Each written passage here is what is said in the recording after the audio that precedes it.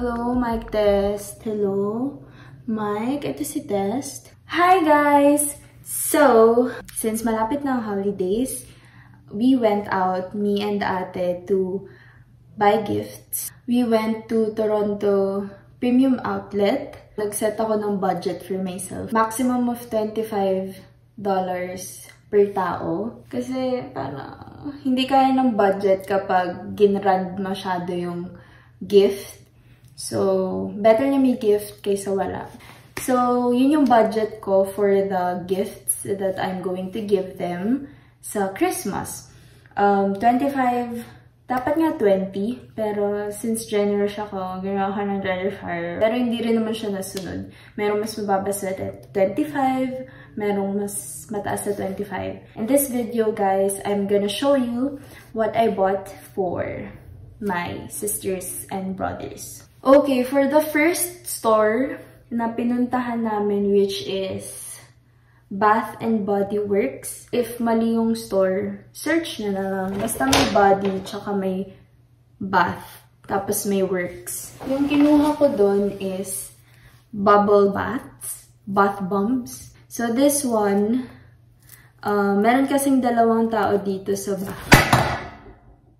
May dalawang tao dito sa bahay na mahilig mag-bathtub.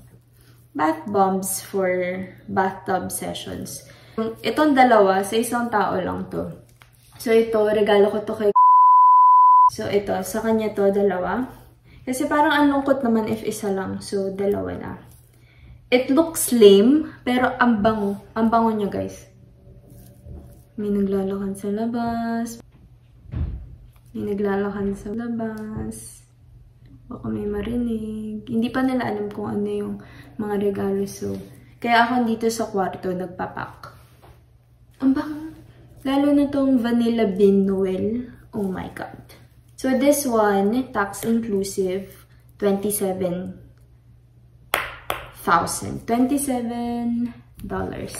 And then, next shop na pinuntahan namin is Ardeen. Tama ba? Ardeen ba yung basa doon? So, syempre, hindi mawawala yung pang atin. So, bumili ako nitong very simple gloves. Bumili ako nito. Tinest ko naman, gumagana siya sa screens. This 4. Ito, yung mga may gray, gumagana siya. This is $8.90. And then, I bought a beanie for myself again.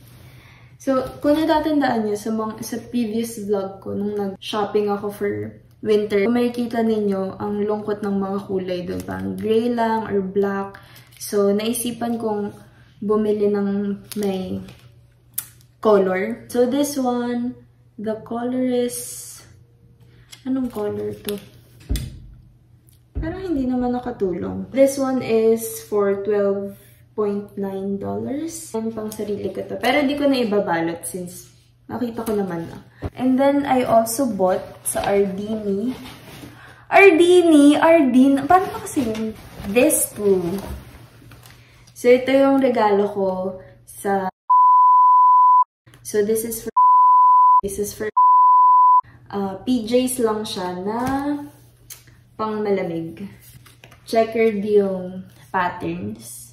Hindi ko siname ng color kasi baka maging B1, B2 na sila. So, pinag-iba ko na lang pero same lang yung design. And then, I also bought this cargo/jogger pants in the shade. Wow! Ang color niya is military green. Wow! Walaan nyo para to kanino. Hindi to para sa akin. Pero binili ko to as a gift. Hindi ka naman sabihin para kanino. Okay, so that's all from Ardeen.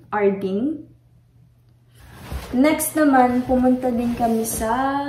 Oh, may isa pa akong binili for myself. Actually, this is the very first store na pinuntahan namin dun sa outlet. It's the... Hindi ko alam kung mirroring ba to. Pero ito siya. L'Occitane. Kung tama man yun. Kasi na. Ito. So good. Napaka bango. Pabili ako ng hand cream. And it's a set of 3. Pero sobrang bango talaga, guys. And moisturizing. Nakasil pa pala siya. Binili ko to for myself. Then yung dalawa, pag-iisipan ko lang kung kanino ko ibibigay. Yeah. And then, going back, after Ardeen, pumunta kami ng The Body Shop. Sino pa bang hindi ko na babanggit? This set is for... Kasi actually, nakalimutan kong banggitin, merong sinat up si ate, si Adi, na Trello wish list. Parang gagawa ka ng book. Basta yun, parang lalagay mo dun yung wish list mo, ano mga gusto mong bilhin or matanggap as a gift. Tapos, wala rin naman yatang nasunod doon. I got this kit na ang laman niya is, what is this? A mini loofah. This is a body batter, shower gel, and this is a bar soap, I think.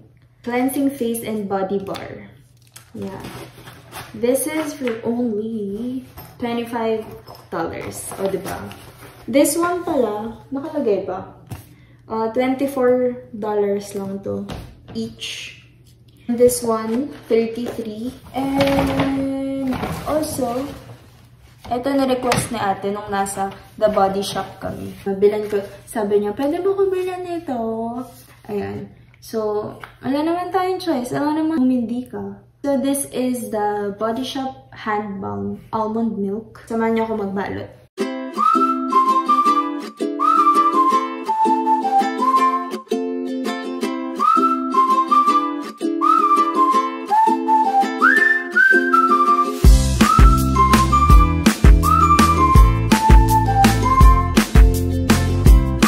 Guys, so napakabilis lang. Hindi na kasi ako nag-wrap. Bumili na lang ako ng mga paper bag. And syempre, bida-bida tayo. So, ang theme ko para sa gifts ay black. So, itong 4, black yan. Yan. Bumili ako ng mga paper bag sa Dollarama lang. Para mura lang. So, parang, masyado na magastos. So, yan. 4 people. For 2 kuyas and 2 ates. And then I also bought this one. What do you call this? It says etiquettes kadu. Ito pala nakalagay. Gift tags. I-clip ko lang sila. Papakita ko sa inyo. And then, ang idea ko, isusulat ko ng pangalan kung kanino dito. I-label lang natin.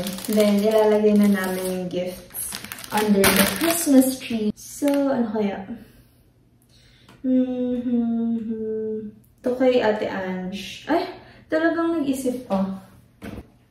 Ito bagay ito. So, dito natin siya. Yay, cute! Bumili ako ng ganito. Kita niyo ba? Bumili ako nitong red. Para lang naka-elevate konti yung bath bombs. Kasi, ang boring naman kapag yung dalawang bilog lang yung nakalagay. So, yan. Pang laman. Bumili na lang ako nitong, ano ba tawag dito? Shredded paper. This one. Hindi makapag-decide yarn. I'm doing this at 1 AM. Kasi, kakatapos lang namin manood ng movie na wala namang conclusion. Panoorin nyo guys yung, The World Left Behind ba yun? Basta yung bida si Julia Roberts. Ang ganda sana nung build-up ng plot. Tapos, yung ending. Hanggang doon na lang sasabihin ko. Ayan. So, ito yung kanya. Let it snow, let it snow, let it snow. Ito sa kanya, si Santa Claus. Ay! Hindi ko tinanggal yung mga tags. Kasi sabi ko sa kanya, mag-gift ako, yung gusto na niya. Kaysa mag-iisip pa ako kung anong ireregalo ko. Tapos hindi pala niya gusto. Parang naubos kasi ng finals yung exams ko, so wala na akong energy mag-isip ng mga gift ideas. Sa kanya naman, tis the season to be jolly. Jollibee. Hindi ko muna ibibigay sa kanya. Hindi niya muna magagamit. So, ayun. Matigas muna ang kanyang palad. Sa Christmas Day na lang magiging malambot yan. Yay! Susulat ko na lang yung name nila. So, that's it for the gift. Yung sa gift ko for Philippines, hindi ko alam. Pero for sure, meron naman ako i-gift for the parents. Not sure if this coming Christmas na or sa New Year or later pa. Kasi inuna ko muna itong mga nandito. Kasi mag-exchange gift kami. Inuna ko muna bigyan yun ng budget. And then, isusunod ko yung budget for the family back in Philippines. Ayaw ko rin namang tipirin yung gusto ko ibigay sa kanila. So, better late. Pero, pinag-isipan yung gift. Ayun nga. Ayaw kong bigyan ng maliit lang na budget for them. Kasi, gusto ko all in kapag... All in, all out. In and out kapag nag-gift. Especially sa parentals.